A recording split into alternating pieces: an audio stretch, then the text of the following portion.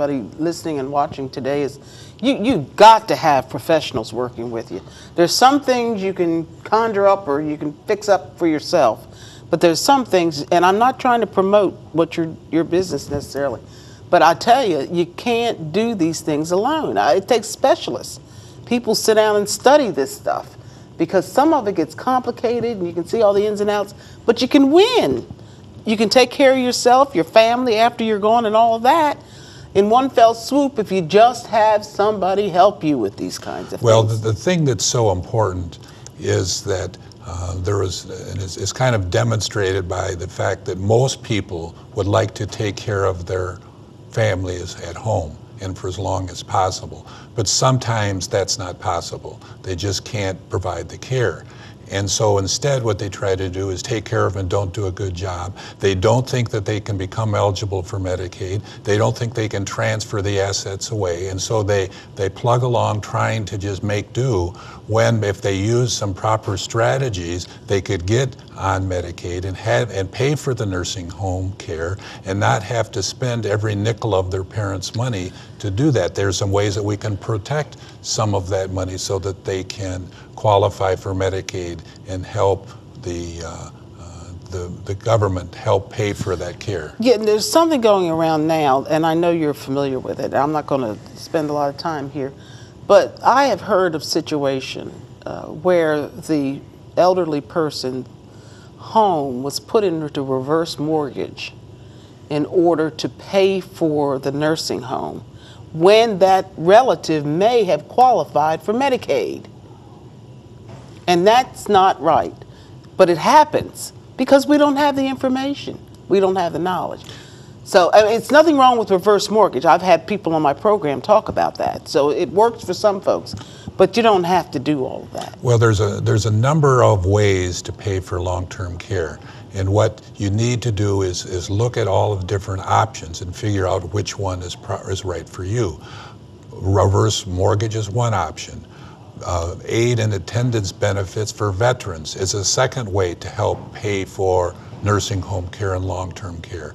Medicaid is by far the largest. As I said before, 70% of the people in nursing homes receive Medicaid because when you qualify for Medicaid to pay for the nursing home care, it takes your income and the Medicaid pays the balance of the bill. These other programs, they only pay a portion of it. So Medicaid takes care of that bill and allows someone to get quality care. There's some problems with if someone has more than the assets allow, people believe that if you just give away money and transfer it, that you're going to be ineligible for Medicaid. And there are some penalties for transferring assets within 5 years of applying for Medicaid. But that doesn't mean that you shouldn't look at this possible ways to deal with those penalties, because there are ways that even though you've given away money and you go into a nursing home within 5 years of giving away the money, you can still qualify for Medicaid, but you need some assistance in doing that. All right, let's say that one again, because I didn't get all of that, and I'm sure my audience, I'm pretty quick here, but so you're telling me there are circumstances where you do or you do not have to get rid of assets. Okay. There's something that's called... And do I have to pay, and when do I have to pay Medicaid back and when do I not? Okay. There's something called the look-back period. And so when you apply for Medicaid, they will ask you if you've given any gifts, made any gifts, within 5 years of the application. Any gifts that you've made more than 5 years before the application don't count. They're not going to make you ineligible. You're not going to be penalized for them.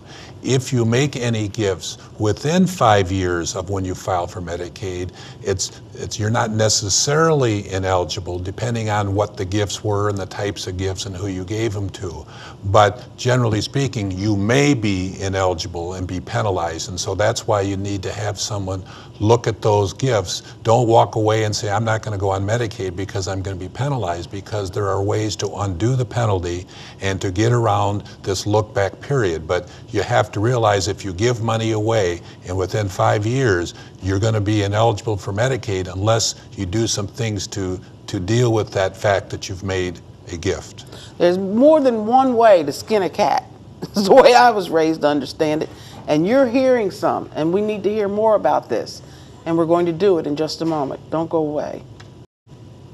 Welcome back. We're talking about Medicaid with attorney Dennis Christensen, and he's really given us a lot of information. Some of it's kind of complicated, but we were pulling it out, and I think we helped a lot of folks, or at least we hope so. But we want to now go into this final segment by talking about planning. When should you plan for the use of Medicaid or the possibility that'll come along? Well, because of this penalty for making gifts, what it means is you can't wait until you're on the nursing home steps to start your planning, because any planning really involves helping transfer assets to other family members. And if you wait until the last minute, there's going to be a penalty associated with it.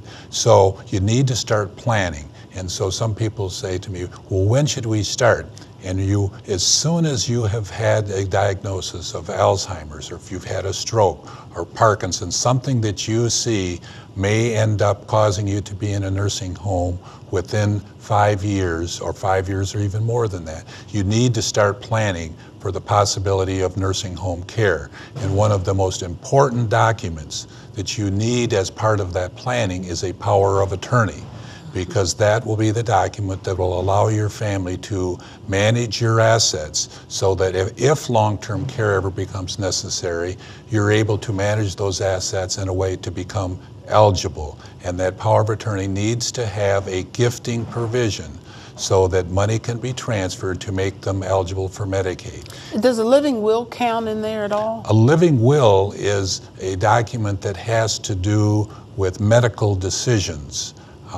There's a living trust that sometimes people have instead of a will, and that is a way of holding assets, and contrary to what many people believe, doesn't offer very much help for Medicaid eligibility. Really? It's mostly used as a way of avoiding probate at death, or if you become incapacitated and need someone to manage your assets. And so the moment that we're diagnosed with something like Alzheimer's or other types of dementia, then we should get to someone, an attorney's office who specializes. Do all attorneys specialize in this? No, very few lawyers in this area are aware of the public benefit law of Medicaid, Social Security, Medicare. They're very specialized areas of law that are more complicated than the tax laws. And so a lot of times, if you're in this position, you need someone that works with these laws day in and day out